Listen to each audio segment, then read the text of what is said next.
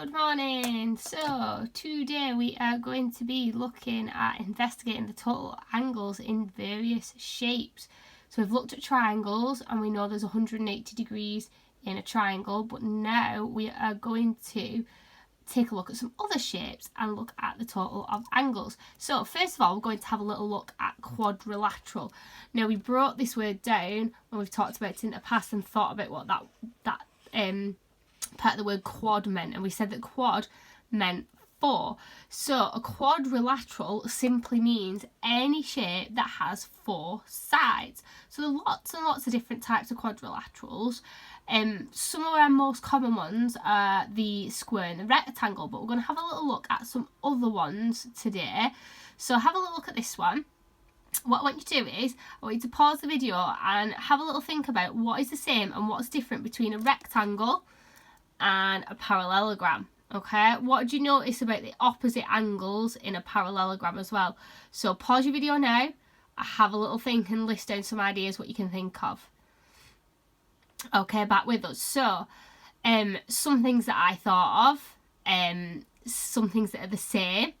Well, opposite sides are parallel on both of them, aren't they? Yeah, they'll never touch. These ones will never touch. These ones will never touch, and same with these ones and these ones. So opposite sides are parallel. They've both got four sides. That's the same, isn't it? Anything else that we can think of that's the same? Well, I'll tell you what. You tell me. You see if you can tell me what's the same and what's different. Differences though. Well, angles in this one are all equal, aren't they? Because we know that all angles in a rectangle, hopefully we should know this, are 90 degrees. But if we look at this one, we've got this one's 44, but what do we notice about those opposite angles there? Well, opposite angles in a parallelogram are equal, okay? So just something to maybe write down on your piece of paper today. Write that sentence, pause it now and write that sentence. Opposite angles in a parallelogram are equal, because you're going to need that one later on. Okay, got a different one here. What's the same and what's different between a square and a rhombus? So we've got a square here and this one's a rhombus. Now if you look, if I can turn my camera this way, it is a little bit like a slanted square. Not quite though, but it does look a little bit like that, or it does look a little bit like a diamond as well, doesn't it? Okay, so pause it, have a little think about what's the same, what's different, and then I will go through that now. So again, four sides, both got four sides. Are they parallel this time? Let's just check. Yeah, both opposite sides are parallel again. On this one, all our sides are equal. All our sides equal on this one. Let's have a little look again. I don't think they are. I think they're slightly different. And then what do you notice about opposite angles in a rhombus? Well, if we look again here, we've got opposite angles are equal. So you might again want to just pause it and write that sentence down. Opposite angles in a rhombus are equal. Your spelling's up there of rhombus if you need it. Okay, so just some things to think about. So what predictions can we make about the total of angles in a quadrilateral?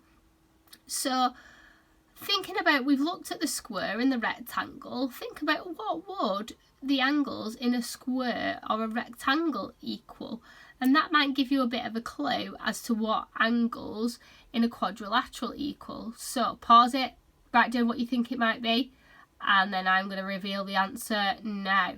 So if you think about it, angles in a square are all 90 and there are four of them. So if we think about 4 times 9 is 36, so 4 times 90 will be 360. So that is the same for all quadrilaterals. So write down again, quadrilaterals, angles in a quadrilateral add up to 360. So if we know that, how could we calculate the missing angle here? So we've got 1, 2, 3, 4. So I'm just going to write on my sheet, you can see a bit of a snippet of what we're doing in a minute. Angles in a quadrilateral add up. Oops, sorry, gone a little bit blurry. I've lost my camera there, haven't I? Here we go, we're back. Angles in a quadrilateral add up to 360 degrees. So if I've got 65 degrees, I've got 68 degrees, and I've got 81 degrees, I can add those up. Let's see what I get. I'm going to do my 5 and my 8, so that takes me to 13, add my 1 is 14, 6 and 6 is 12, and my 8 takes me to 20 and 21. So those ones on there all add up to 214. Now we know that the total angles are 360. So if we do 360, take away that 214, then we'll be left with our remaining angles. So I can't do 0 take 4, so I cross that out, that becomes 5. I've taken that 1 over there, exchanged that. So 10 take 4 is 6, 5 take 1 is 4, 3 take 2 is 1. So that remaining angle is 146 degrees. So if we add up that one and that one and that one, because that's our left angle that we're left with here, that would give us 360. So let's just have a little think about why that is then. So we've got a square here. Now if we split this square in half, we are left with 2 triangles. Now we know that angles in a triangle add up to 180, so the angles in triangle A would add up to 180. And what do angles of triangle B add up to? Well, the angles in triangle B add up to 180 as well. So the sum of the angles in this quadrilateral will be 180 and 180, which is also 360. So we're actually going to use this to help us today, just forgot to get it up, with our work. So your first job is to have a go at task 1. Now we've got both angles here, and remember opposite angles are equal, so if we can add these angles up, think about what we might do to find out what these equal angles are. So if we add those up and take them away from that 360, whatever we're left with, we'd need to divide that by 2 to get these, wouldn't we? Okay, then in this one we've got 105 and 105 and 115, so we'd need to take that answer away from 360 to get our remaining angle. And in this one, we're simply adding all 3 up and taking it away from 360 to get our remaining angle. Now task 2, we're going to use these triangles. So we've got some different shapes and the number of sides, number of triangles, and then we're going to use those triangles to help us decide what the sum or the total of the internal angles is, which means the angles inside the shape. So you can see here that I've got a pentagon. So how I want you to do this is I want you to start at one corner and I want you to join that corner to every other corner. So if I join that one to that one, I've already got that line. So I'm now going to join that one to that one, going back to that original corner, and I'm going to join it to the next corner. And then when I join it to this corner, I end up in the same place. So I have split it up into 3 different triangles.